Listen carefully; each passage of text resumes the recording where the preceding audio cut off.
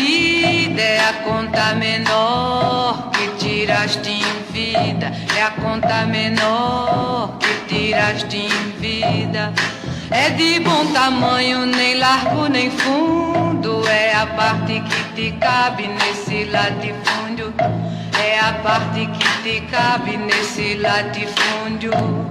Não é cova grande, é cova medida, é a terra que querias ver dividida, é a terra que querias ver dividida. É uma cova grande pra teu pouco defunto, mas estarás mais ancho que estavas no mundo, mas estarás mais ancho que estavas no mundo. É uma cova grande pra teu defunto barco, porém mais que no mundo te sentirás largo, porém mais que no mundo te sentirás largo. É uma cova grande pra tua carne pouca, mas a terra dada não se abre a boca, mas a terra dada não se abre a boca, mas a terra dada não se abre a boca, mas a terra dada não se abre a boca, mas a terra dada não se abre a boca. É a parte que te cabe nesse latifúndio, é a terra que querias ver dividida.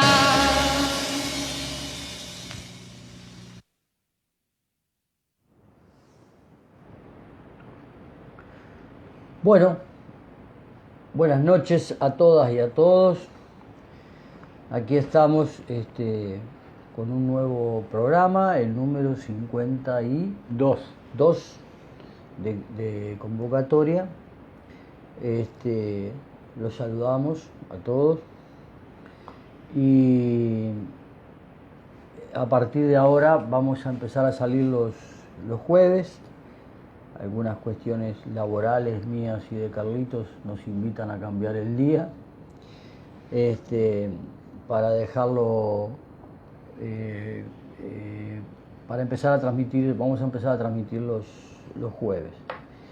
Y hoy con Carlitos resolvimos el título que le pusimos a este programa. Analizamos el proceso, los actores y sus posturas y planteamos nuestra propuesta. ¿Es así, Carlitos? Es así. Buenas noches, el gusto de estar nuevamente con ustedes, el agradecimiento por los compañeros que siempre y las compañeras que siempre nos acompañan, que siempre están ahí, y por supuesto muy especialmente aquellos compañeros que comparten nuestro programa, que es, como siempre decimos, la manera que tenemos de ir de alguna manera expandiendo esta voz un poco disonante con lo que se venía planteando desde hace muchos años en el país, dado que nos dedicamos a reflotar la discusión ideológica en el país, y porque la creemos imprescindible, fundamental, para poder situarnos en el escenario en que vivimos, explicarnos por qué llegamos al punto que llegamos, a nivel nacional, pero a nivel regional y por supuesto mundial también. Y desde este humilde aporte que tratamos de hacer, tratamos de convocar e incentivar a esa discusión ideológica. Por lo tanto, cuando le pedimos a los compañeros y a las amigas y a los amigos que compartan nuestro programa, no es para que nuestra razón sea la única, sino como un aporte más a la discusión, y que a ella podamos nosotros contribuir, pero que también de la otra parte, de esa corriente de discusión que se pueda formar a través de iniciativas similares a esta, se pueda volver a una discusión fundamental, una discusión ideológica, una discusión que vaya, que rasque, pero que rasque donde realmente pica. o sea, discutir las raíces, los fundamentos de todo ese sistema que nos tiene como a todos, a todos nos consta en esta situación a nivel mundial y por supuesto a la cual nuestro país es apenas este pequeño barrio dentro de la comunidad americana y con nuestro pueblo también sufriendo las mismas consecuencias. Empezamos el programa con Funeral de un labrador, una canción antigua de Chico Buarque de Holanda, en la voz de Zélia Barbosa, una cantora negra brasileña. Es una canción conocida por los más viejos, una película que usó esta canción como la música de la película, se llamaba Morte e Vida Severina. Fue muy conocida en la época, se trataba justamente de la lucha de los sectores rurales por el reparto de tierras y se refiere la canción a la cueva donde le entierran al labrador, diciéndole que es la parte que le cabe de ese latifundio. Así que empezamos ese programa, Wilder leía el título, analizamos el proceso, los actores y sus posturas y planteamos nuestra propuesta. Esto de plantear nuestra propuesta es más o menos la continuidad de lo que Wilder ya venía planteando. Digo Wilder porque fue de él que partió la idea en aquel momento de empezar en esta línea. Y no seas humilde, también lo compartís tú. Bueno, la culpa es tuya. No, lo mío se trata apenas de sacar el cuerpo de la jeringa. Hablando en jeringa, empezamos el programa refiriéndonos, Wilder, a esta horrible situación que estamos viviendo en estos últimos días, principalmente aquí en nuestra frontera, con el avance esperado y ya anunciado, infelizmente, no solo por nosotros, sino por todas las personas que aquí han estado y en general por las personas que tienen algún sentido común. Podríamos dar un pasito más, hasta programado, ¿no? Sí, en el tema de la pandemia del coronavirus. Con todo Río Grande do Sul y gran parte de Brasil en lo que se considera en negro, con la gente amontonada, muriéndose, enfermándose, la subnotificación incluso de la cantidad de muertes por esta enfermedad, el avance sobre los pobres, principalmente de la contaminación, porque no tienes más remedio que salir a intentar parar la olla todos los días. Y bueno, lo que acá en la frontera nos termina afectando también por la proximidad y la actividad comercial. Y bueno, nos da esta distinción a nivel nacional de ser uno de los lugares con más contaminación de la enfermedad y estas cepas nuevas que van surgiendo. Y en una situación en que el pueblo está simplemente tirado a su suerte, porque más allá o más acá de los discursos, estas sociedades, Wilder, todo, como hemos tratado de explicar acá, y estos ejemplos son los que nos permiten explicar con más claridad esta situación, en una sociedad que todo gira en torno al mercado y al capital. Es así que nosotros en Uruguay fuimos beneficiados y estamos todavía siendo beneficiados por el hecho de nuestra baja densidad poblacional, pero hemos visto desde el principio, y lo hemos enumerado acá, no solo nosotros, sino nuestros invitados, dejado en claro que en el sistema en que vivimos todo, y cuando digo todo me refiero a todo realmente, está regulado y funcionando para satisfacer las necesidades del capitalismo, las necesidades del mercado. Podemos analizar el tema de las vacunas, por ejemplo.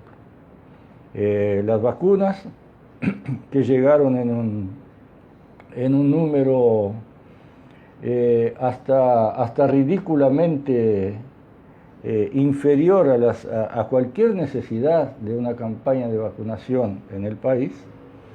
Llegaron estas vacunas chinas viniendo de Chile y se empieza la vacunación por los maestros, por los profesores, y se deja atrás aquella gente que está en primera línea del combate a la enfermedad. Y de ahí surge nuestro análisis de que todo se debe a las necesidades del mercado y no a las necesidades del ser humano. Porque la enseñanza es un mercado, es una parte importante del mercado.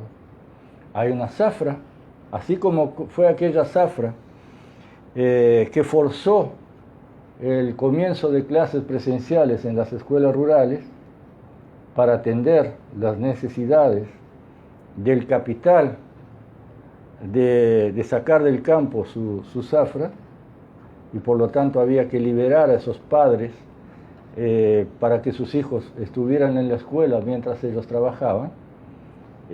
Así ahora también la zafra, que significa todo el mercado, que significa el retorno a clase de los estudiantes, prioriza la aparente,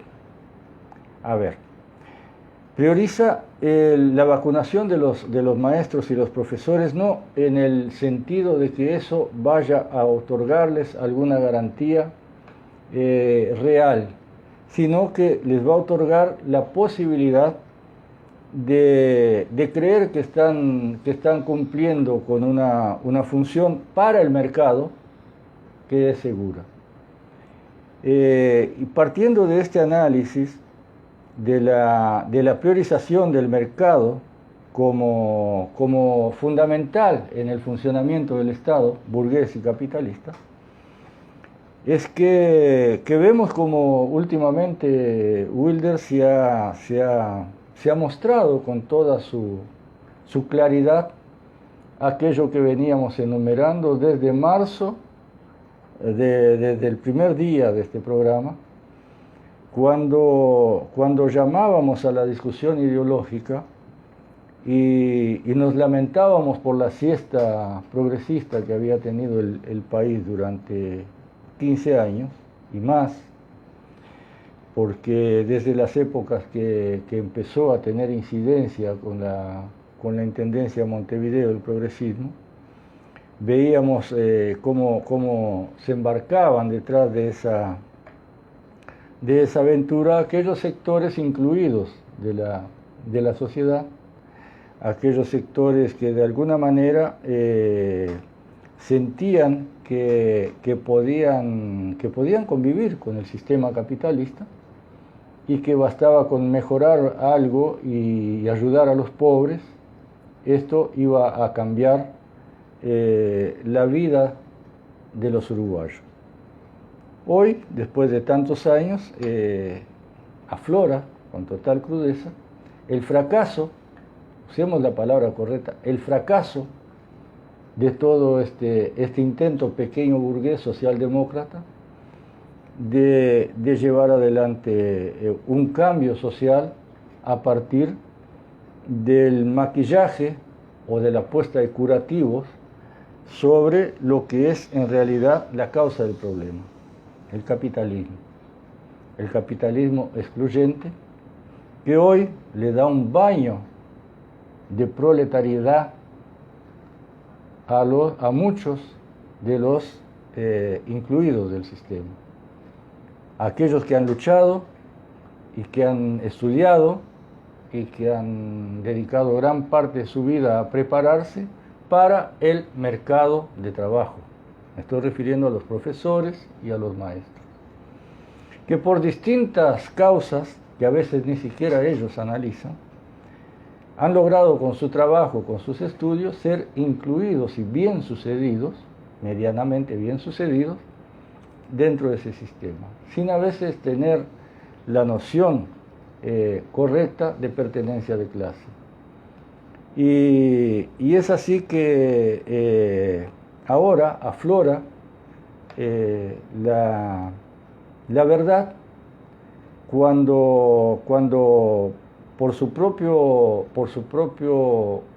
situación actual se evidencia que no son más que parte de aquel, son parte de la esclavitud sirvientes al sistema. No son nada más y nada menos que proletarios a servicio del mercado. Y su realización, su protección por sus conocimientos, sus planes de vida, su desarrollo de vida, está simplemente supeditado a la función que cumplen ellos en el mercado. Toda la sociedad capitalista burguesa funciona en torno al interés y a las necesidades del mercado. Y este baño de realidad que ahora cae sobre buena parte de la población uruguaya, que a veces no tiene en su real dimensión su posición dentro del sistema, se siente que por sus esfuerzos ha logrado superarse sin llegar a considerar que hay una serie de factores que coadyuvan a eso, como hasta con quienes tuvimos la suerte de cruzarnos en la vida, la oportunidad que tuvimos de estudiar, la posibilidad que tuvimos de nacer de un vientre bien alimentado, o crecer en una familia con un nivel cultural un poco más elevado que el nivel desde donde tienen que partir los excluidos desde siempre. Ahora también son expulsados del sistema, porque el sistema capitalista simplemente funciona más allá de los nombres, más allá de las personas, y eso, más allá de los partidos, funciona por los intereses del mercado, por los intereses del capital. Es así que me gustaría hacer una pausa para que Wilder hable, porque les cuento, mis amigos, Wilder ha andado en un trote laboral que realmente lo tiene a mal traer, a pesar de ser un joven. Gracias. Y simplemente no hemos tenido tiempo, más allá de alguna charla telefónica, de poder, telefónica todavía, ¿viste? Telefónica, pues soy de la época, los más modernos es telefónica, ¿viste? Nosotros somos telefónicos. Bueno, más allá de alguna charla de este tipo, no hemos tenido tiempo de coordinar mucha cosa específicamente para el programa, aunque nuestras charlas siempre son, por supuesto, en los acontecimientos del día a día. Me gustaría que hicieras Sí, yo quería hacer una precisión ahí, Carlitos, cuando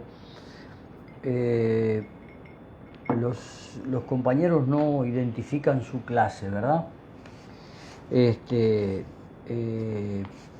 No es nuestra intención decir de que todos los maestros y los docentes no identifican su clase.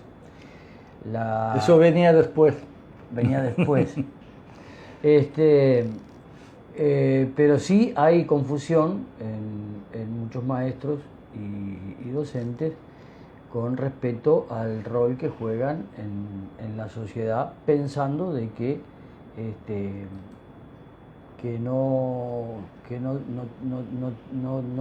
son integrantes de una clase. Hemos explicado acá que acá hay dos clases, ¿no? O sea, el capitalismo por un lado y la clase proletaria por el otro lado. Y es cuando Carlitos decía el hecho del mercado, de la educación, con respecto al capital, hubieron muchas quejas, Carlitos, desde marzo del año pasado. Hubieron muchos colegios que dicen haber tenido problemas económicos. Incluso no nos olvidemos que algunos cerraron el año pasado, colegios de mucho tiempo en el mercado, y el gobierno de turno resolvió este año solucionar un poco ese problema del mercado económico de la educación. Obvio que mientras tanto, durante todo el año pasado, fueron pidiendo exención de un montón de impuestos como empresarios de la educación.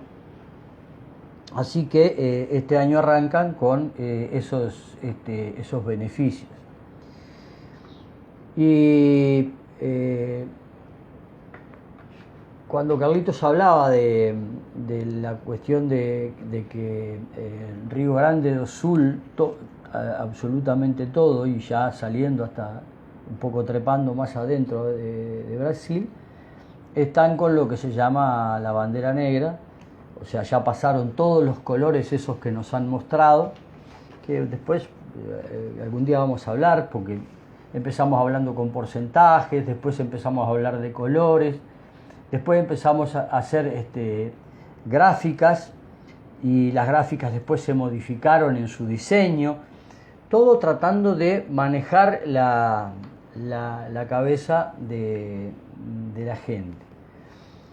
Y bien, hay alguna cosa que no podemos dejar pasar por alto, Carlitos, porque después que estuvieron los compañeros en el programa pasado, han sucedido cosas que deberíamos de analizarlas todos, nosotros. Por ejemplo, la patrona de la educación de secundaria de este país, pública, estuvo en un programa y dijo que todo el país, o sea, todo el país no, 18 departamentos iban a estar trabajando en forma presencial, menos Rivera, que iba a trabajar en forma virtual.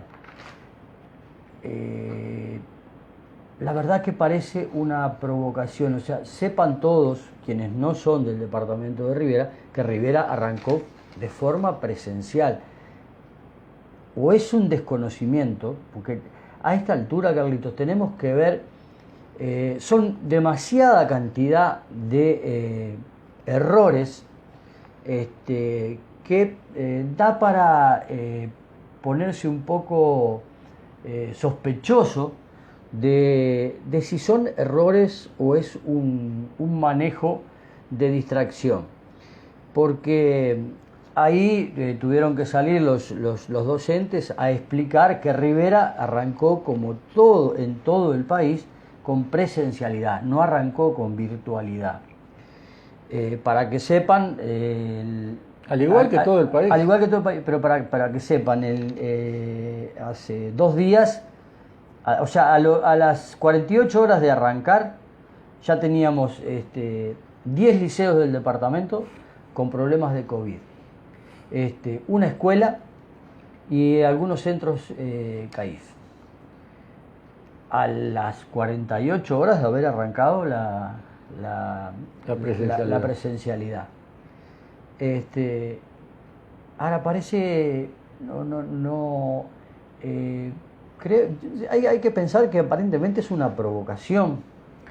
Bartol ahora que sale a decir de que ahora la gente se queda en la calle. Mirá lo que dijo Bartol. Dice que la gente ahora se queda más en la calle, o sea, la gente va a dormir a la calle ahora porque se siente segura. Wilder, O sea, se ve que es como que vos o yo que tenemos en nuestro dormitorio, ahora como estamos seguros, sacamos el colchón para la vereda y dormimos en la vereda porque no queremos dormir en el dormitorio. Analícenlo ustedes también. ¿Es una provocación o no es una provocación? Y mientras nos provocan, Carlitos, mientras nos provocan y después volvemos de vuelta al tema, ellos siguen y siguen y siguen haciendo su política y vamos a arrimarle a nuestros compañeros y compañeras un dato. Empiecen a observar el dólar. Empieza a subir el dólar, Carlito. Y muchos compañeros trabajadores, justamente por esta cosa que hemos dado en llamar el título ese que le pusimos, Carlito, sobre la cuestión de la politización de las personas, ¿verdad? Hablando sí, yo de te ideología. entiendo cuando decíamos la indigencia ideológica. Claro, por ponerle un nombre, o sea... No, usamos ese nombre porque el indigente nunca es culpable de su situación, sino que fue empujado a esa situación por factores que no dependen de él. Que no dependen de él. Y bien, en este caso, muchos compañeros trabajadores dicen: a mí me importa muy poco el valor del dólar porque yo nunca tuve un dólar o lo vi de lejos y yo gano en pesos y gasto en pesos. Todas las economías del mundo, o por lo menos la inmensa mayoría de las economías del mundo, están dolarizadas. Y como están dolarizadas y las empresas no son tontas, dolarizan su mercancía. Sea cual sea aquella mercancía, la dolarizan. Menos su mercancía imprescindible, que es el trabajador. El trabajador. Esa la especifican, ¿no? Claro, esa la especifican. Y es ahí donde tienen que prestar atención los compañeros trabajadores. O sea, no les bajaron el sueldo. No les bajaron, pero subió el dólar. Y si sube el dólar, suben sus insumos. Lo que ustedes consumen, sube. Entonces ustedes pierden dinero. Disculpen, pero siempre intentamos con Carlito aterrizarlo lo más que pueda para que todo el mundo pueda entenderlo. Bien, presten atención al dólar. Ya pasó la época estival, de la cual siempre el dólar un poco que se aplana porque vienen divisas desde el exterior, principalmente las personas que pueden venir a pasar sus vacaciones. Bien, terminó y ahora empieza la suba del dólar, lo cual quiere decir que vamos a poder consumir menos de lo que consumíamos antes, porque nuestro salario empieza a tener menor poder adquisitivo. Más o menos por ahí, Carlitos. Sí. En cuanto a lo que tú decías, era aquella precisión con respecto a la educación, que ¿por qué la hacemos, o la hace Carlitos o la hago yo? Porque a veces podemos herir susceptibilidades, generalizar de que es para todo el mundo, y todos sabemos que hay trabajadores de la educación que tienen muy bien claro su conciencia de clase, pero que hay una cantidad siempre importante, mayoritaria.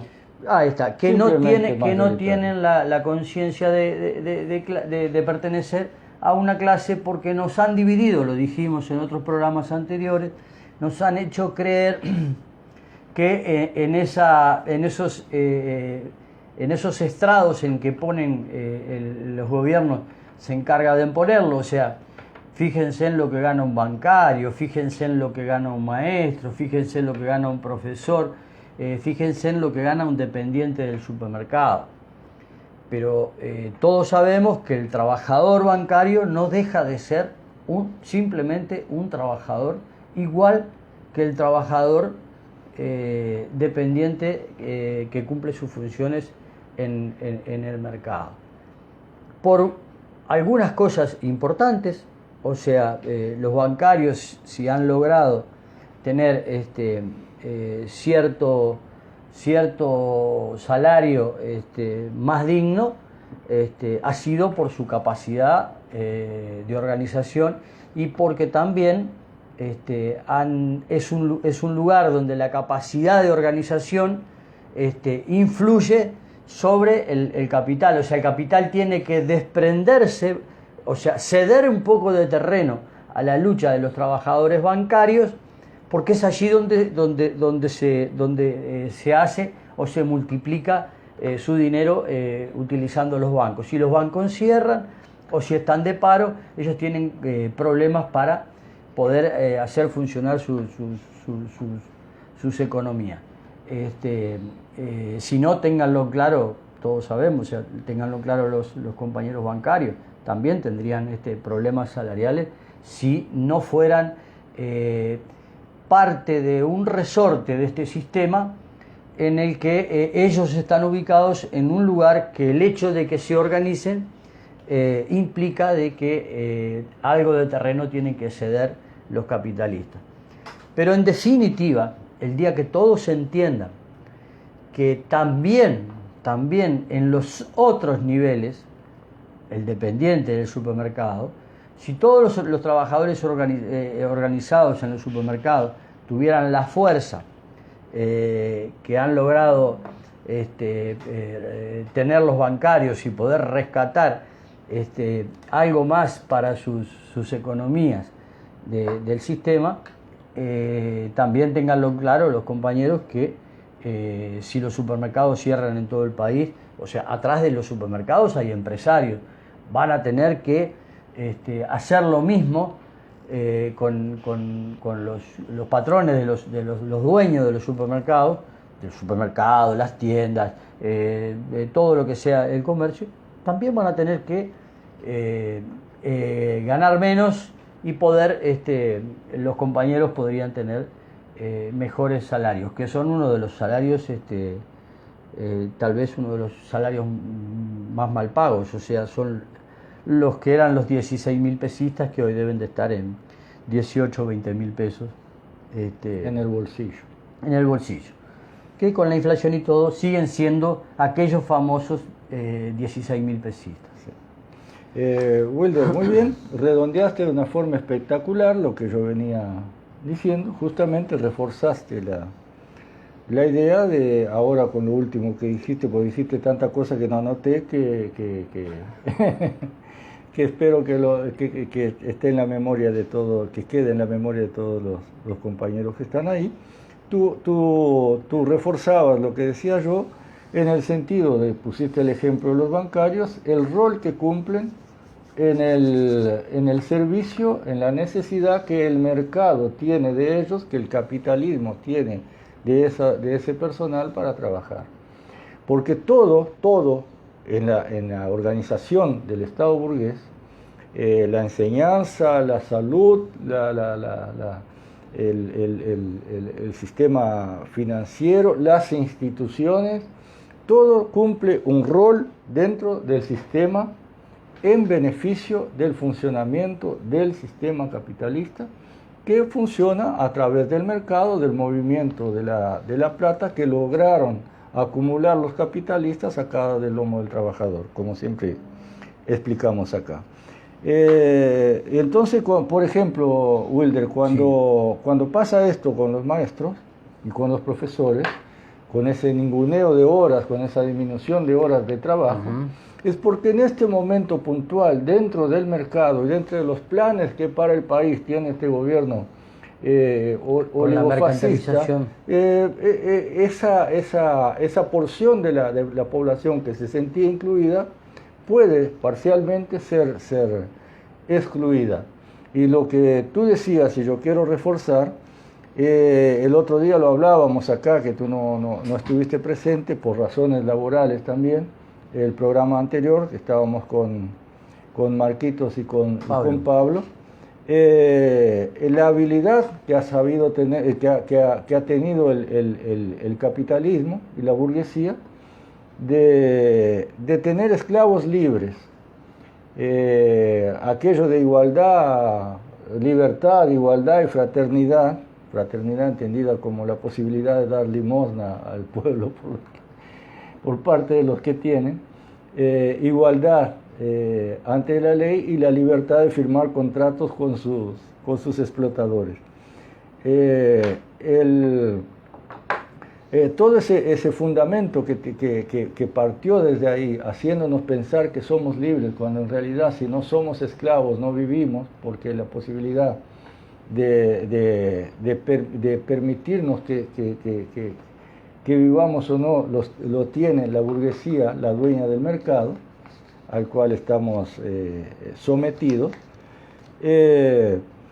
termina causando que no solo la clase capitalista, que es una clase en competencia, es una clase en puja interna por obtención de más ganancias uno con respecto a otros, logran hacer que el propio trabajador, que ya no es aquel esclavo propiedad del amo, como una inversión del amo, sino que es un hombre libre, tenga que competir entre ellos, entre la clase, por la obtención de un puesto mejor en el mercado de trabajo. Y es así que todo se mueve, amigos, y ahora quiero dar algunos ejemplos muy sencillitos. El Plan Ceibal. El Plan Ceibal fue pensado y aplaudido porque le daba oportunidad a los niños en capacitarse, en tener acceso a la informática, que ya no viviría en la ignorancia, desde la plataforma que se empleó hasta que para beneficio de qué y de quiénes. Función mercado, prepararlos para el mercado de trabajo, en Uruguay o afuera. Ya si hay industrialización en Uruguay, si hay necesidad de saber manejar una máquina, de tener cierta información, cierto nivel de conocimiento para beneficiar el mercado, el Plan Ceibal, por supuesto, cumple una función importante. Claro, pero para el mercado, no para el desarrollo humano, porque nos cuentan esa mentira y la tragamos todita, de que es para el desarrollo humano. El desarrollo humano que permite el capitalismo es el desarrollo humano necesario para reproducir el capitalismo, para que siga funcionando el capitalismo. Tanto es así que por más desarrollo intelectual de conocimientos que tenga alguien, vuelvo al ejemplo, maestros y profesores, si el mercado en un momento dado y puntual no tiene necesidad de lanzar mano a ellos para sus propósitos, los excluye también. Por eso me refería al baño de proletariedad,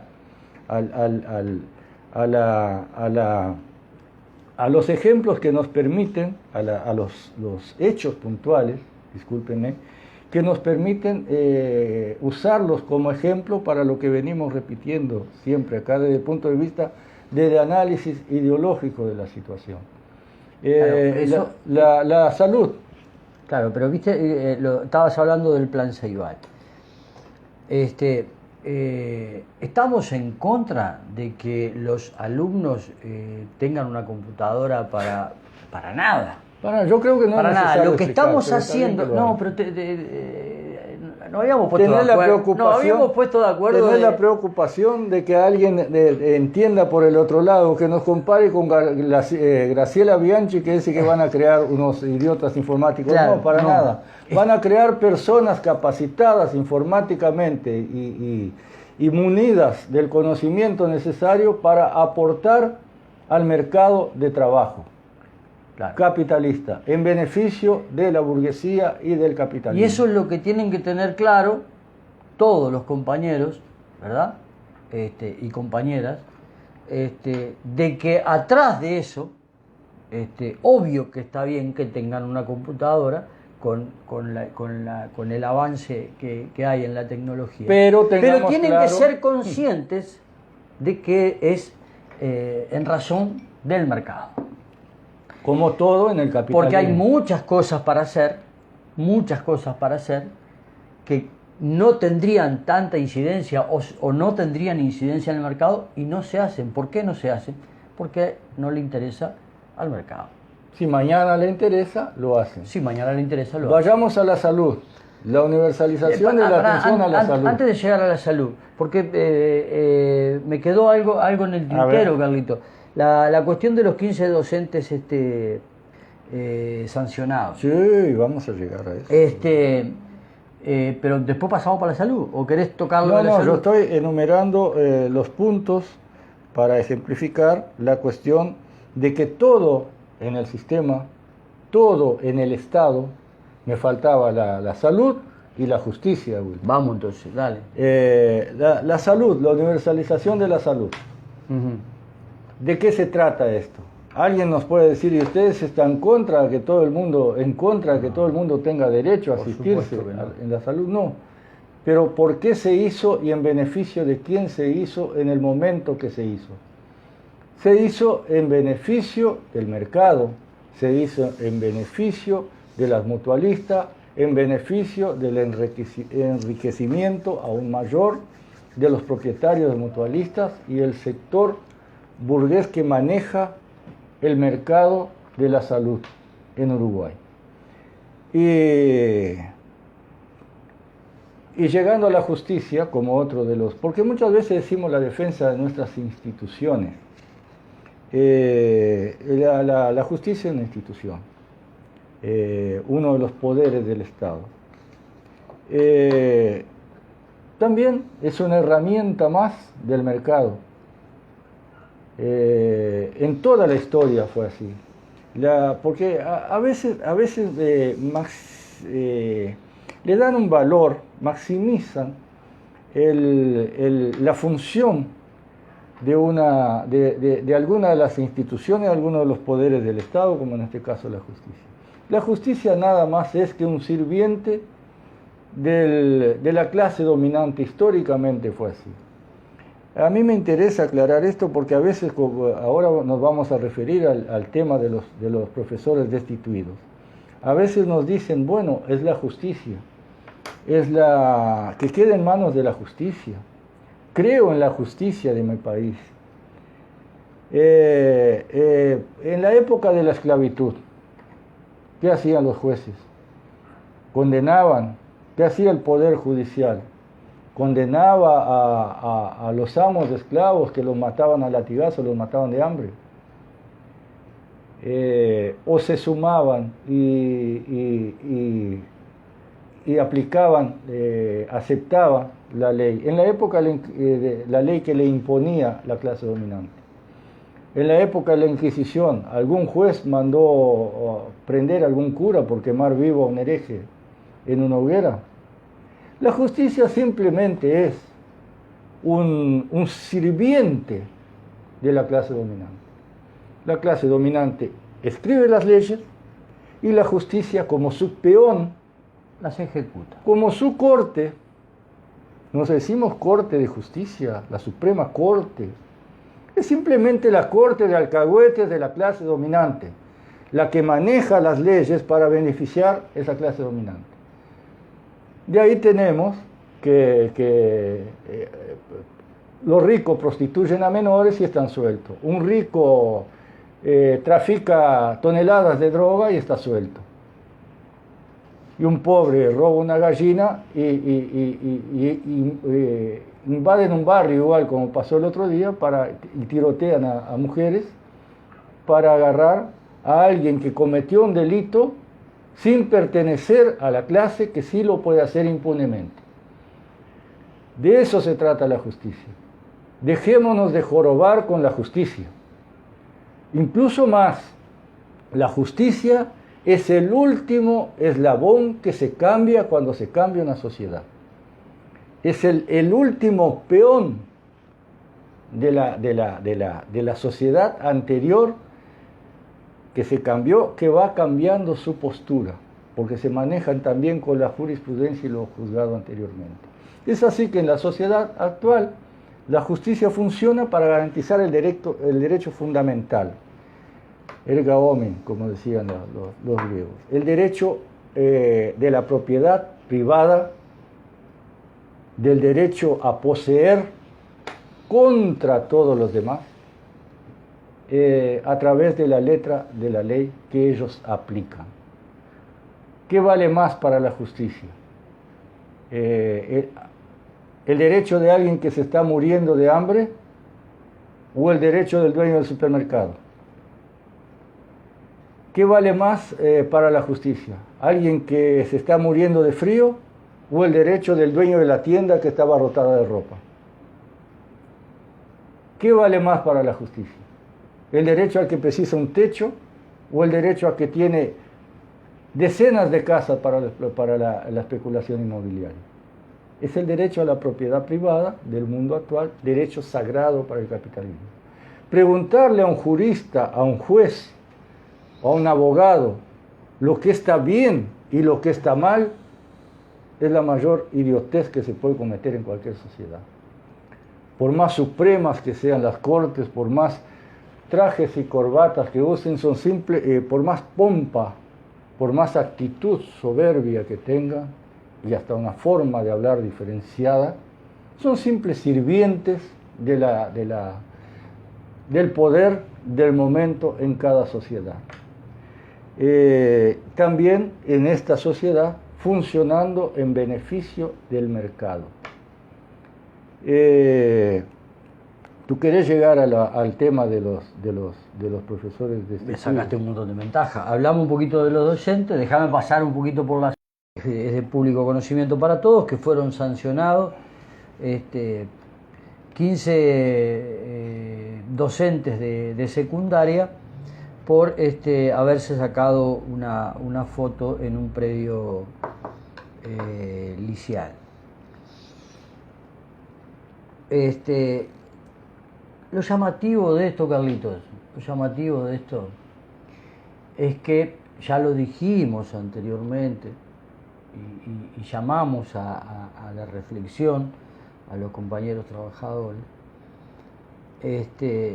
sobre la cuestión de cómo aparentemente pretenden enfrentar este disparate, este ataque que se le hace a una organización sindical. Están, digamos que judicializando, por lo menos institucionalmente, este caso, ¿no? Que los abogados se reúnan con los abogados de la institución para dar cuenta de que no se infringió la laicidad de este país. En realidad yo creo que ameritaría otro tipo de acción de parte de la clase organizada trabajadora. Este ataque que hicieron contra estos compañeros, incluso tengamos en cuenta que también días anteriores al compañero Pablo de la organización de trabajadores no docentes de secundaria, también le están haciendo lo están intentando destituir cuando después de haber tenido una reunión tripartita vía Zoom, una vez terminada la bipartita, ya cerrado, se habían levantado los funcionarios negociadores del Ministerio de Trabajo. Pablo aún tenía abierto su Zoom y hizo una apreciación sobre la persona institucional de secundaria, que en realidad no me acuerdo ni el nombre de esta persona.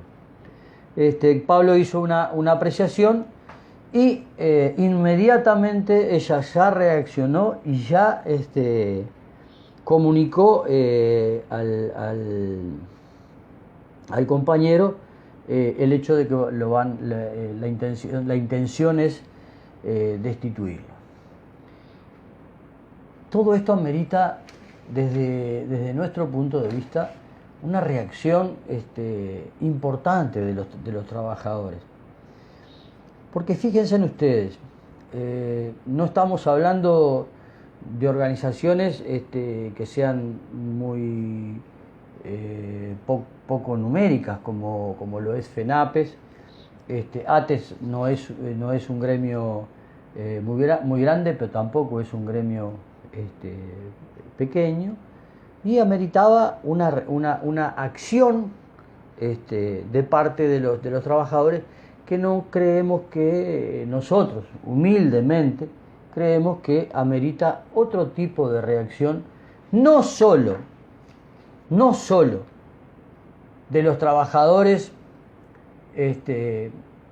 agremiados en FENAPES, ni de los trabajadores agremiados en ATES, sino de todos los trabajadores, del conjunto de los trabajadores, del PIT-CNT en su conjunto. Otra contestación. Y esto lo quiero decir, Carlito, porque ya lo dijimos, ¿verdad? Hay una valoración de parte del secretariado ejecutivo del PIT-CNT con respecto a cómo es este gobierno, que en realidad ya fue expresado en palabras del presidente y del secretario del PIT-CNT, que dicho sea de paso, el PIT-CNT no debería tener ni presidente ni secretario. Valoraciones que se hicieron allá en el inicio de este gobierno, que este gobierno, el señor presidente era una persona con la cual se podía llegar a algún tipo de negociación. Es un error, pero el error es de un año y lo seguimos repitiendo. O sea, pretenden llevar esto a una situación en la que se pretende hacer algún tipo de negociación o de acuerdo institucional. Y eso no creemos nosotros que merecía una respuesta contundente en este caso, y aclaremos esto también, Carlito, en este caso, porque ya se está extrapolando este gobierno en el ataque a los trabajadores, porque han habido otros casos, Carlitos, en todo este año de gobierno, que también ameritan una reacción generalizada de la organización de los trabajadores. Hay un problema, Carlitos, o sea, desde la salida democrática para acá, no se ha querido llegar a lo que nosotros acostumbramos a decir la unificación de los conflictos. No importa si un trabajador de una rama trabaja en una metalúrgica y es mal sancionado o despedido injustamente, que solo esa metalúrgica tenga que llevar las medidas adelante. Lo debería llevar la rama. Y si aún no escuchan a la rama, lo debería llevar al conjunto de los trabajadores organizados del país. Pero no hay todavía la posibilidad a nivel de organización de que los trabajadores de su conjunto entiendan esto, y el secretariado sigue manejando de esa manera, aislando los conflictos de tal forma de que no se tome el ataque hacia los trabajadores, sea uno o en este caso 15, de forma conjunta. Entonces opinamos humildemente que esto debería haber merecido otra respuesta de parte del movimiento sindical organizado. Cuando te referías a lo de la salud, este sistema unificado de salud, Carlitos, tiene un montón de artículos, y los artículos que se han llevado adelante han sido la inmensa mayoría han sido llevados adelante solo los que son en beneficio de las empresas médicas. Hay dentro del sistema unificado de salud algunas cuantas cosas que podrían beneficiarlos a ustedes y a nosotros si algún día tuviéramos que acudir a una asistencial. Pues ellos llevaron el sistema unificado de salud solo hasta el terreno, hasta el espacio en que los beneficiaba. Y ahí se trancó el avance. Se trancó, ya lleva más de 10 años trancado ese proceso para que lo que había adentro del sistema integrado de salud para beneficiar a los usuarios, nosotros y ustedes, lo estuviéramos usufructando. No, solo fue para ellos. Y alguna vez se lo dijimos acá, o sea, a todos aquellos que tienen un pequeño emprendimiento, una microempresa, o que su padre, su tío o su hermano tienen un pequeño emprendimiento, digo porque es una reflexión que habría que tenerla. Imagínense ustedes pequeños empresarios, o su hermano o sus padres tienen un pequeño emprendimiento. Y cuando hablo de pequeño emprendimiento, hablemos de un comercio chico, cualquier cosa, un taller, una chacra, pequeña, lo que sea. un taller, una chacra, ahí está. Un taxi. Si ustedes se levantan y abren ese comercio o ponen la llave en el taxi y saben que tienen asegurado sí o sí el día. Eso es lo que sucede con las mutualistas. Ellos saben que todos los fines de mes tienen el dinero que el Estado, a través de este sistema integrado de salud, les proporciona. O sea, abren las puertas sabiendo que tienen cubierto todos sus gastos. Imagínense ustedes ese comercio, cuando le ponen la llave y levantan la cortina, saber de que ese día y todos los días subsiguientes tienen el dinero asegurado para ganar dinero. Eso es lo que sucede con el sistema integrado de salud. Todas las empresas de la salud tienen asegurado su ganancia ya de antemano durante todos los meses. Así que fíjense ustedes lo que podría suceder con ese negocio de ustedes o de sus familiares si supieran que, hagan lo que hagan, cuando levantan la cortina tienen el día ganado. Y después Carlitos hablaba sobre la justicia, que la justicia en definitiva está creada adentro de un Estado, ¿verdad? Los famosos poderes del Estado. Carlitos, el Estado, lo hemos dicho en otra oportunidad, pero no está mal a veces volverlo a decir. El Estado, en cualquier parte del mundo en donde no exista un gobierno de la clase trabajadora, es un explotador. O sea, es el que hace el Estado a través de su parlamento y de todas las instituciones, es el explotador más grande que existe. Porque es el que le fabrica las leyes, a eso te referías vos, ¿tá? Un empresario, 4.500 kilos de droga, que está en su casa tranquilamente, y aquel que agarraron en la calle con 350 gramos va preso. Los ROM se robaron nuestra vida, a nosotros nos quedan pocos años, Carlito. Se robaron la de nuestros hijos y la de nuestros nietos, porque nosotros para salir de ese agujero tuvimos que pedir dinero prestado. ¿Dónde están los ROM? Viviendo en Punta del Este. Y así sucesivamente, no sé cuál fue el otro ejemplo que dijiste, Carlito, que lo iba a tocar. Lo que naufragó en el océano, la Operación Océano. La operación Océano. Ahí está. Carlitos decía, el que roba una gallina. Carlito, el que roba una gallina o roba una bicicleta, a las 48 horas está procesado.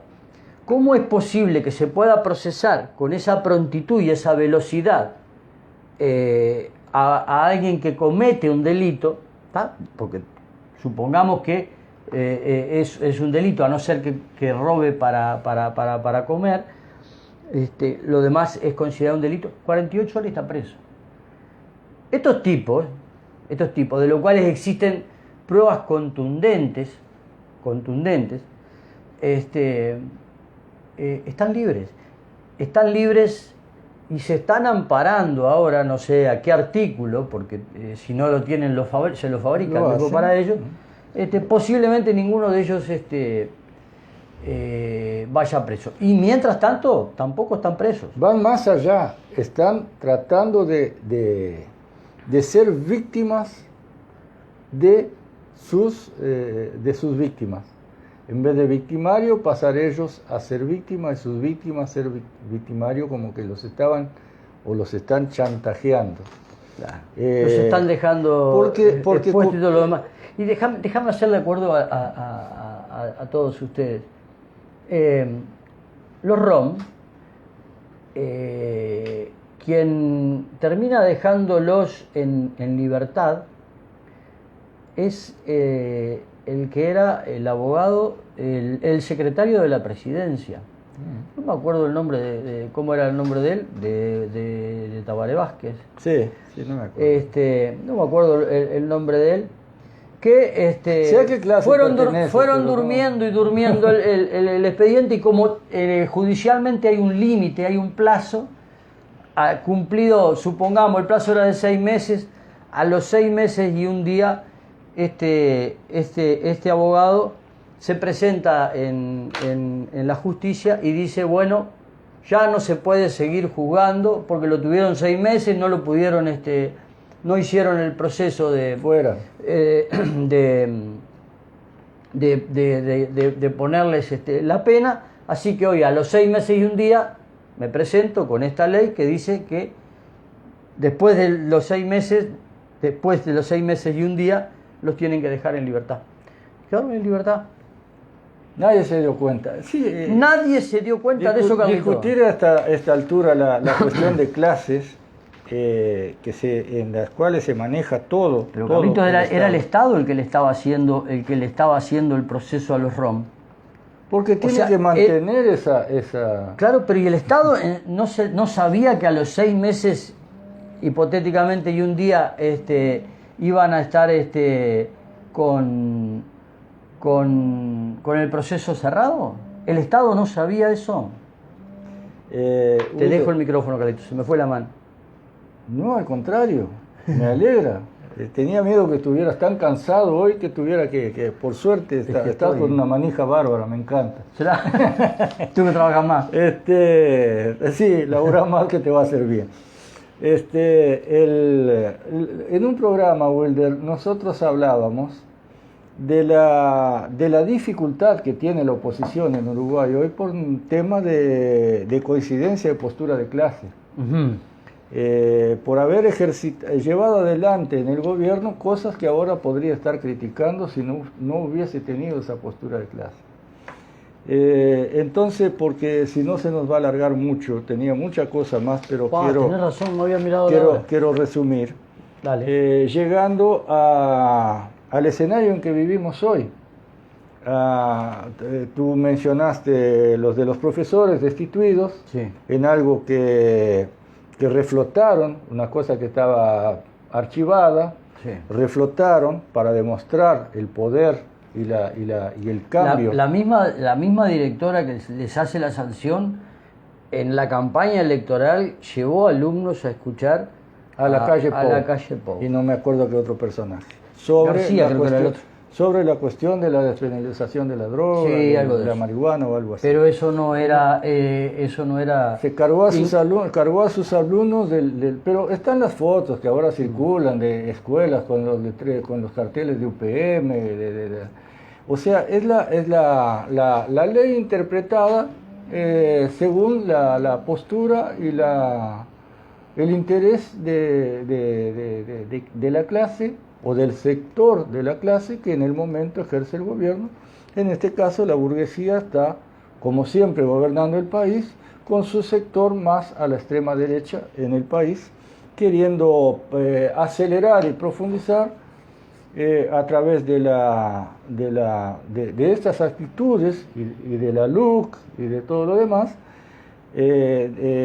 profundizar y acelerar el plan global que para este país tiene el capitalismo. Esas herramientas son las que necesita.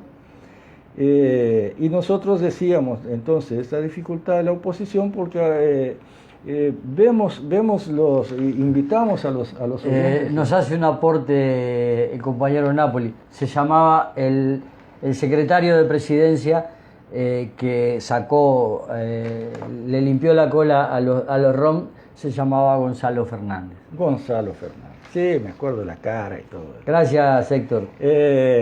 Gracias al Héctor. Es bueno, viste, cuando nos trancamos, es bueno que nos den nos tiren un salvavidas. Es lo que nos referíamos. Estamos, Héctor Nápoles, los compañeros de Pasado y Presente, que se emite a la noche, el domingo de noche, Héctor Nápoles, su programa a las 11 de la mañana, Resistiendo la Pandemia del Capitalismo, que para resumirlo después ahora se llama solo Resistiendo la Pandemia. Pero lo hago acordar a Nápoles que era resistiendo la pandemia del capitalismo, porque de eso se trata la pandemia que hemos sufrido. Se ve que Nápoles es tramposo, es más actual, más fácil de engancharte con la pandemia. No seas pícaro, Nápoles. Y ya invitamos entonces al programa de Héctor el domingo a las 11:30 de la mañana, fue el último. Todos los programas muy buenos, pero Héctor se está mejorando técnicamente y perfeccionando técnicamente, que está realmente saliendo muy lindo el programa. El abrazo para el compañero y para su familia. Sí, me dijiste que hasta con sonido de pájaro sale. Aparte vive en un lugar privilegiado. En Solichico, sí, un lugar privilegiado que tiene todo ese paisaje y toda esa naturaleza. Yo también te voy a ir a visitar. Exuberando en la costa del Río de la Plata y del Solichico. Bueno, en ese sentido que vemos ahora, Wilder, yo veía intentando resumir, veía el discurso el otro día, ayer o antes de ayer, no, el primero, pasan rápido los días. El 1 de marzo, si te referís en San José. Sí. Los compañeros en la calle manifestando con el apoyo de los alumnos, una manifestación enorme, espontánea, venida de abajo, eso que soñamos hace mucho tiempo, y ahí estaban presentes, como no podía dejar de ser, el presidente del PCNT. Yo lo único que le pido a los colegas es que escuchen la alocución de Pereira, ¿no? Pereira, y que juzguen si en este momento que vive el país, ese es un personaje, es un dirigente apto para llevar adelante la lucha de los trabajadores ante las injusticias que están sufriendo. Solo escúchenlo nomás, no vamos a decir nada más que eso, escúchenla. Analicen el posicionamiento de este hombre en la discusión sobre la suspensión o no de los sindicatos policiales de la interna del PCNT. Yo anoté por acá, en esa discusión, 14 votos ¿cómo se llama? Por la mesa representativa. La mesa representativa del PCNT, 14 votos por la suspensión. 13 por la no suspensión. Y 6 abstenciones. 6 abstenciones. Entre los que votaron en contra de la suspensión, y hoy yo lo escuché en un informativo de una radio de Montevideo, argumentando que estaba en contra, su preocupación por la suspensión del sindicato policial del PCNT hasta su próximo congreso, argumentando la defensa de la unidad en la diversidad. No aceptar esa diversidad para él es estar en contra de la unidad. Ahora yo me pregunto lo siguiente. La frase está preciosa, ¿no? La unidad en la diversidad. Entonces, estemos unidos los ejecutados con los verdugos. Estemos unidos los apaleados o los torturados con sus torturadores. Porque ambos reivindicamos mejores sueldos. ¿Será por ahí la cosa? Unos reivindican protección en su trabajo y mejor remuneración en su trabajo para masacrarnos. Nosotros también queremos protección en nuestro trabajo y mejor remuneración, y por esa coincidencia tenemos que hacer unidad en la diversidad. El brazo armado de la burguesía, porque los burgueses no se ensucian las manos con sangre. No. Los burgueses tienen a su herramienta, a ese pobrerío que se mete de milico y es adoctrinado para apalear a sus semejantes, a pertenecientes a su misma clase social, de las cuales actuando a servicio de la clase dominante por un sueldo, mercenarios. Cuando se trata de armas y uso de fuerza, y usar las armas contra su pueblo y sus semejantes, sus similares de clase, no son más que mercenarios. Cuando se admite que por esa pertenencia de clase y no por postura de clase se esté justamente en la interna de la clase trabajadora que lucha por razones lógicas, por razones de la lucha de clase y la diferencia de intereses entre las clases dominantes y dominadas en cualquier sociedad, resulta que el que usa el rebenque o el arma o el plomo o el garrote para impedir esa lucha de clase está dentro de la organización de la clase que lucha contra la clase opresora, su herramienta. Es de ese oscurantismo ideológico al que hemos llegado, que se tiene que partir para discutir. Es por eso que decíamos en la invitación al programa, planteamos nuestra propuesta. Nuestra propuesta justamente es la de seguir en este camino de aclarar, de explicar, de hacer entender al mayor número de compañeros y compañeras que sea posible.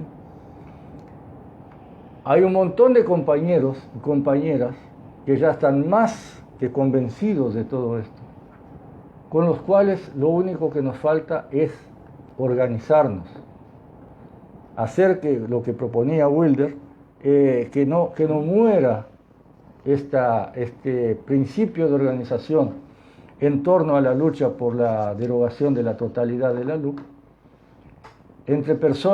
claramente entre personas que no se alinean que no están alineados a estas posturas de la dirección del PCNT, que fueron capaces de llegar al borde de la división de los movimientos sociales, con su apoyo a las 3/4 partes de la LUC, fueron capaces de llegar a ese extremo, son capaces de llegar a la mentira, la tergiversación, como sufrimos el otro día acá en Rivera, o intentaron hacernos admitir, llegan a ese punto para defender a la clase dominante, a la burguesía.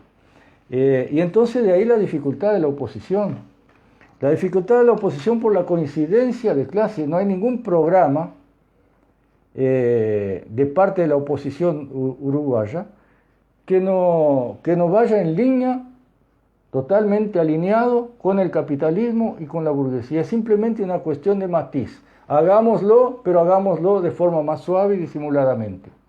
El camino que venimos desde el final de la dictadura, pasando por los gobiernos Sanguinetti, Lacalle, Valle, todos han seguido el mismo ritmo, hacia el mismo rumbo. Durante los 15 años del gobierno del Frente Amplio, se siguió el mismo rumbo en lo macro de la conducción y de la instrumentalización desde el gobierno de los propósitos que tenía el capitalismo mundial sobre el Uruguay, el papel que al Uruguay le asignan los poderes mundiales. Todo, por supuesto, en detrimento del bienestar de nuestra población y en aumento de la exclusión de sectores cada vez más grandes de la población, acá como en todo el mundo. Y ahora vemos que sale también el presidente del PCNT, del Frente Amplio, a hacer discursos opositores como Frente Amplio. Entonces ¿qué dijo Carlito? Porque yo no... descubrió ahora, y hoy titulaban las emisoras de radio, sí. El Frente Amplio endurece su discurso contra el gobierno. Y uno para la oreja y wow, sí. A ver qué pasó. ¿Qué dijo? Es decir, en forma enfática, en modo discursivo, las cosas que todos sabemos que es este gobierno, pero hacen un descubrimiento. O sea, se refiere al aumento del desempleo, al aumento de la exclusión social, al aumento de la pobreza, da números, los números que las estadísticas están mostrando y que el propio gobierno no lo niega, pero lo dicen de una forma enfática, discursiva. Entonces parece que están endureciendo. La dureza fue que ahora descubrieron que Lacalle Pou es un soberbio.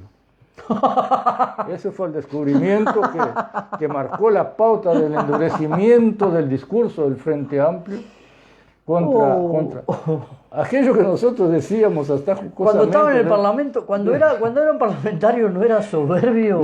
No, pero además, sí, pero además lo habían elogiado antes, ¿no? Sí, andaba Tabaré Vázquez con él de la mano para allá y sí. para acá, no había soberbia ninguna. Ahora hay que endurecer el discurso, soberbio.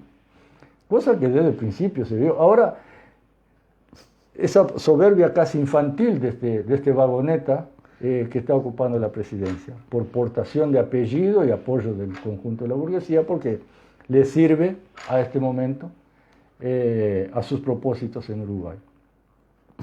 Pero yo no veo desde el punto de vista lógico, desde el punto de vista analítico, no puedo ver diferencia entre la soberbia de Lacalle Pou y la soberbia de María Julia Muñoz, elegida por Tabaré Vázquez. Uh-huh. Cuando se fue ministra de Salud, cuando se implementaba el plan de universalización de la salud, único de salud. El Sistema Único de Salud, la puso ahí para que manejara y se peleara con su soberbia con los sindicatos de la salud, que se estaban dando cuenta de lo que estaba pasando. Y ya estaban peleando por esa cuestión. Las pequeñas mejoritas dentro del sistema público de la salud y en la entrega total a los privados del manejo de ese servicio público, bancado por nosotros, como Wilder explicó varias veces ya, y recién lo volvió a hacer. Después la puso en la educación. Y le dijo por qué. Porque sabía cómo lidiar con los sindicatos. No escribió un libro diciendo que los sindicatos eran una mierda, como dijo Mujica, los sindicatos de la enseñanza, sí. Que había que eliminarlos. Había que reventarlos. Había que hacerlo pomar. Pero la actitud es la misma más allá del discurso. Incluso cuando declaró la esencialidad. Por eso eligió bien. Sí, eligió bien. O sea, aplicó la esencialidad. Qué menos soberbio José Mujica cuando lo trata de chorizo y de nabo y de no sé qué, pepino, no sé cuántas otras cosas más, a la gente abajo, y anda adulando a Rockefeller y a Yulisa, no sé de las cuantas. Yulisa Reynoso. Reynoso, la embajadora norteamericana, al capitalismo mundial, firmando pactos secretos y llamando de nabo a quienes con UPM, entregando el país y las tierras productivas del país a capitales extranjeros y tratando en forma soberbia a los de abajo mientras se abraza con los de arriba. Entonces sí, claro que la calle Pou es un soberbio. Es un soberbio ignorante, un soberbio tipo Trump, tipo Bolsonaro, pero los otros también lo fueron, porque no se trata de nombres, se trata de postura de clase. Y cuando es necesario ser soberbio, ser lo mismo que lo que pasa con el tema de la represión, de la policía, y todo, el uso de su herramienta para mantener el poder en las manos en que están en el sistema actual. La sindicalización de la policía y la puesta en la organización interna de los trabajadores en momentos en que ésta no estaba ejerciendo, porque en ese momento la gente estaba engrupida pero contenta porque le tiraban algo, mientras entregaban al país, porque estos ahora vienen simplemente a continuar lo que ya venía haciendo. Terminar de ejecutar lo que ya venía haciendo. La entrega de ANCAP, la entrega de Antel, la entrega de UTE, la entrega de todo, ya se venía haciendo. Simplemente ahora se acelera y se profundiza. De ahí la defensa de las 3/4 partes de la LUC por parte del Frente y de la cúpula del PCNT, porque como dice Vergara, van por un buen rumbo, van por buen camino. Por supuesto que para la burguesía va por buen camino. Y es la ley necesaria para cambiar todo el pacto social que hasta ahora venía funcionando en el país, en un momento en que este pacto social ya no puede funcionar tal como estaba, para esa profundización y esa puesta en su lugar, en el lugar que el capitalismo internacional le destina a Uruguay. Y bueno, es todo un combo, es todo un círculo completo que precisaríamos un programa de varias horas para explicarlo. Bueno, nuestra propuesta es simplemente... Carlito, déjame decir algo. Cuando... me hiciste reír con eso, todavía estoy tentado. Cuando estabas hablando del proceso que ya se venía dando y esto se profundiza, y de la ley de urgente consideración, vos no quieras saber la cantidad de compañeros, trabajadores que hay. Es más, el otro día ocurrió en la entrevista, que piensan que si el próximo gobierno es del FA, va a eliminar los 300 y pico de artículos que quedan de la ley de urgente consideración. Y bueno. Tenemos que trabajar mucho así sobre como eso, eliminó la SAFAP, así como eliminó la SAFAP, así como impidió que viniera la industria más sucia que ellos mismos denunciaban antes de ser gobierno, después ahora le abrieron la mitad del país a esas industrias. Eso es lo que tenemos que tratar de transmitir a los compañeros, así como recién les pediste que escucharan los audios estos de Pereira. También hacer memoria de que esas cosas sucedieron, ¿verdad? Estaban en contra de la cuestión de la forestación y después pasó a ser su caballito de batalla. La cuestión es que pregúntense, compañeros trabajadores, ¿cuál es la diferencia? Si estaban antes en contra, ¿por qué ahora este gobierno del frente, o sea, el Frente Amplio, cómo es que cambió de parecer? O sea, ¿qué cambió para que ellos pudieran hoy estar de acuerdo el Frente Amplio con la cuestión de UPM? No te interrumpo más, Carlitos. No, para terminar nomás, porque ya estamos bastante pasado de la hora y no queremos abusar de los compañeros. Volvemos a agradecer si son capaces, están de acuerdo en compartir el programa.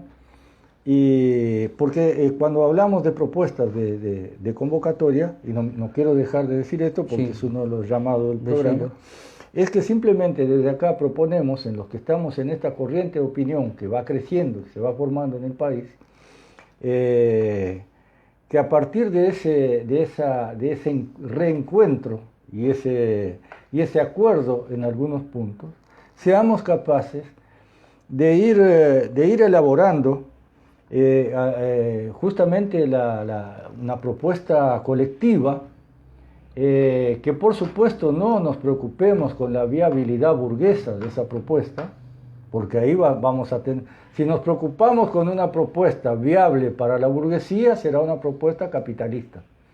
Nosotros planteamos la elaboración de una propuesta emancipadora, de una propuesta liberadora, que vaya caminando, que vaya dando los pasos necesarios, que nos pongamos de acuerdo en 3 o 4 puntos, que sean guías para un proyecto acabado y detallado de sociedad, de país, que por supuesto tiene que tener un alcance más que nacional.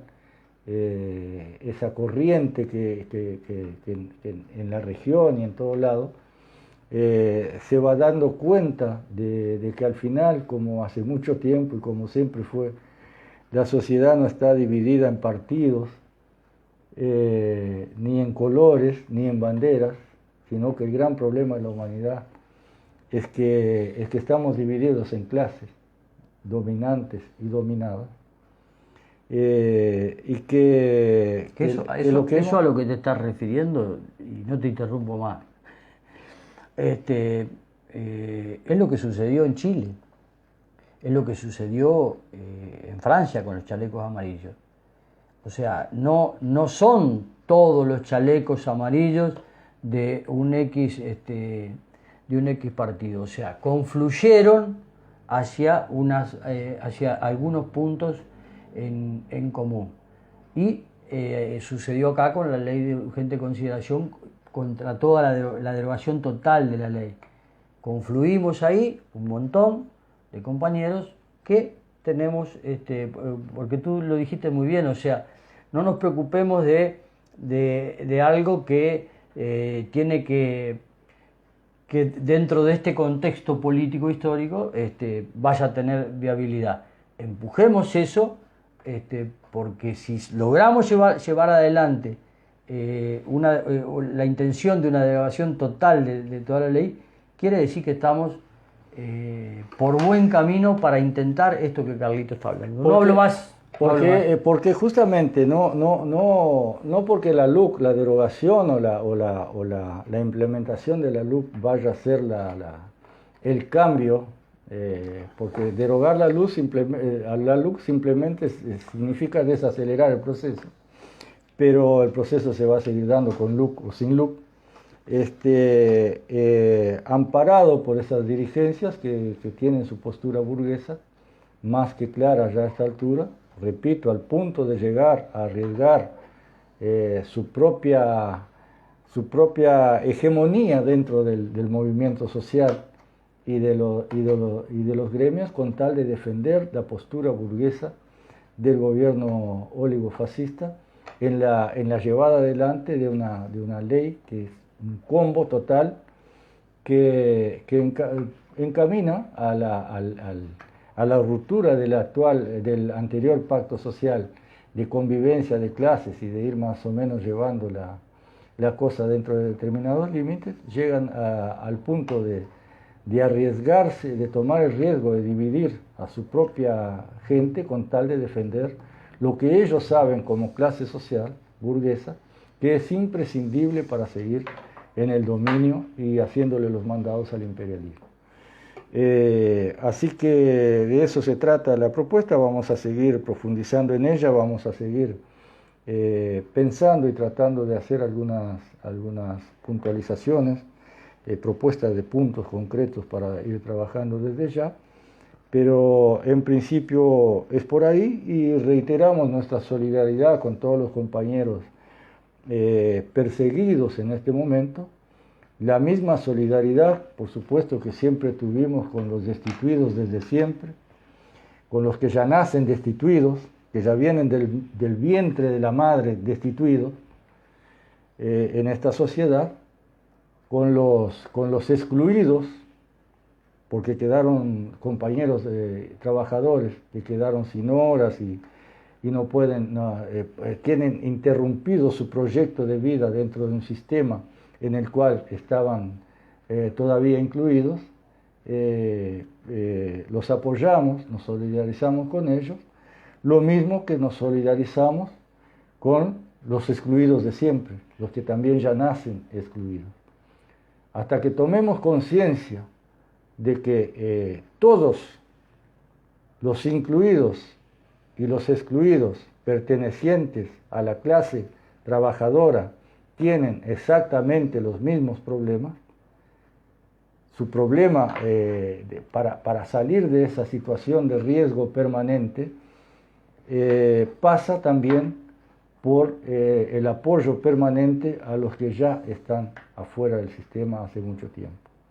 Y en ese camino vamos a seguir trabajando, intentando llegar con nuestra palabra, con nuestras opiniones, e intentando poner el pequeño, el aporte más grande que podamos hacer dentro de nuestra limitada capacidad, que en su conjunto seguramente será ínfimo y pequeño, pero hacer todo lo que nos sea posible para aportar a los cambios que consideramos imprescindibles para que se supere esta verdadera prehistoria de la humanidad en el sentido del desarrollo humano y social que estamos viviendo hasta ahora en el mundo.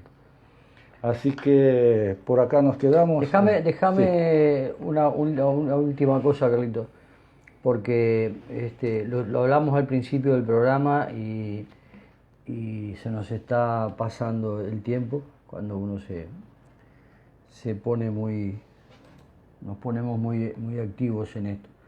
El 8 de marzo se conmemora el Día de la Mujer.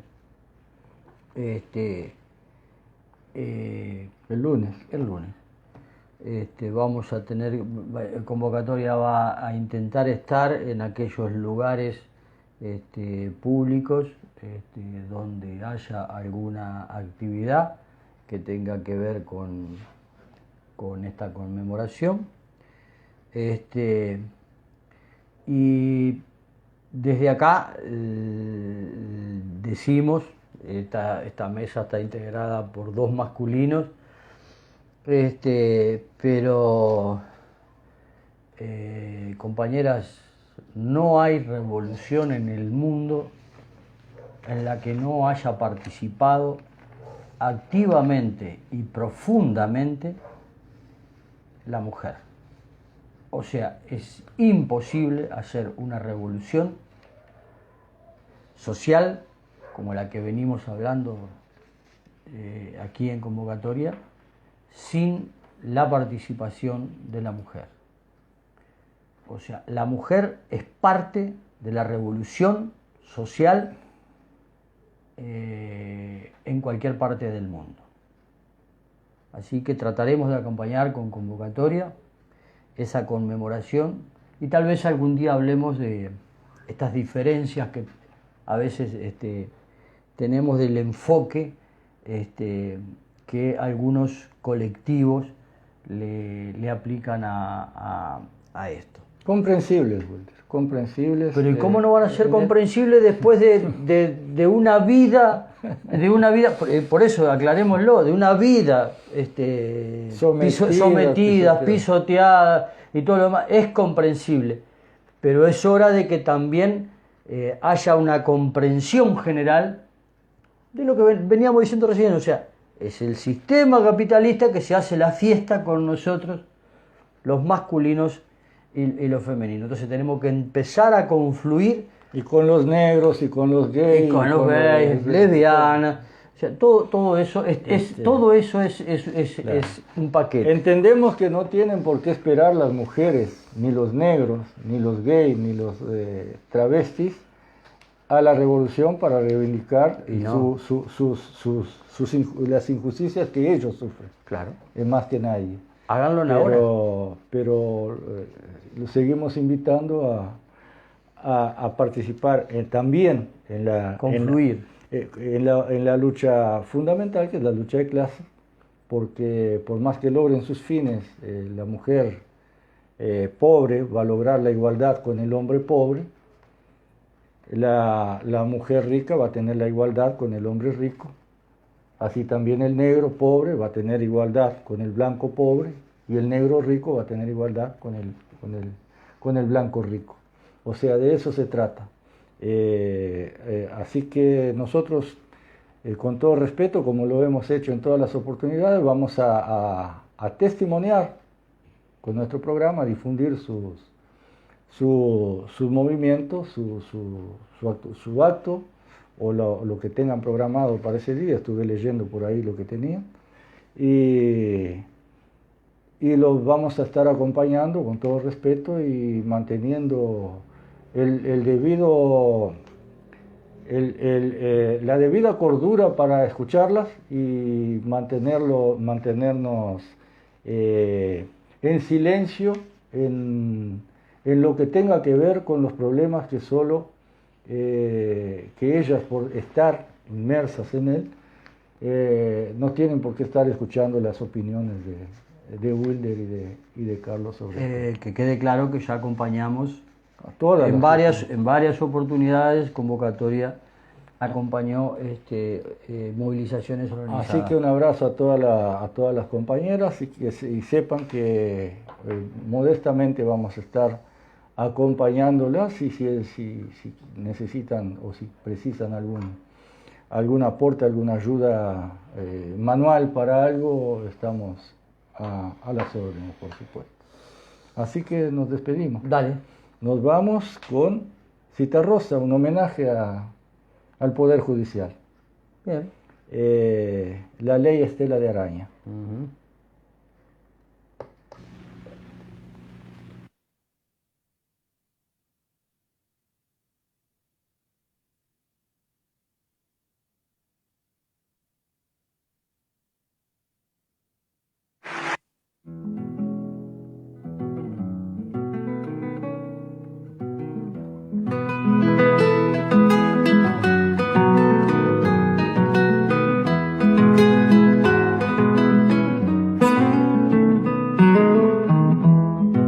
Siempre había oído mentar que ante la ley era yo igual a todo mortal, pero hay su dificultad en cuanto a su ejecución.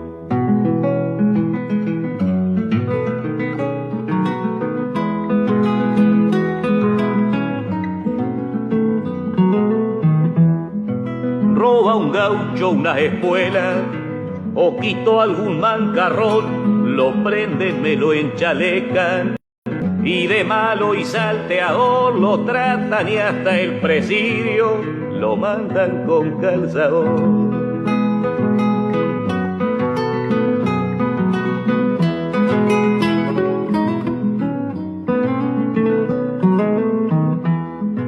Vamos pues a un señorón, tiene una casualidad, ya se ve, se remedió, un descuido que a cualquiera le sucede, sí señor. Al principio mucha bulla, embargo causa prisión, van y vienen, secretos, admiración, que declara que es mentira, que él es un hombre de honor, y la boca no se sabe. El Estado la perdió, el preso sale a la calle y se acabó la función.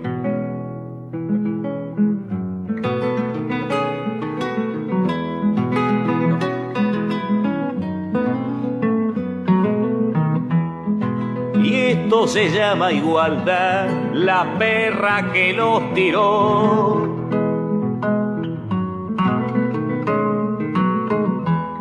Porque siempre oí mentar que ante la ley era yo igual a todo mortal. Pero hay su dificultad en cuanto a su ejecución.